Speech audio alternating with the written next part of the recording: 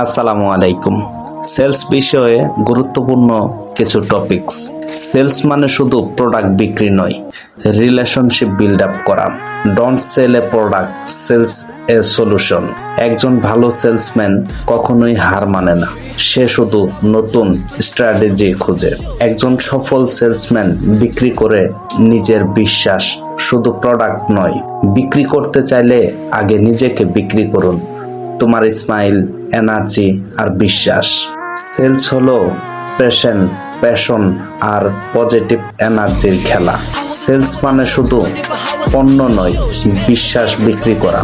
ধন্যবাদ।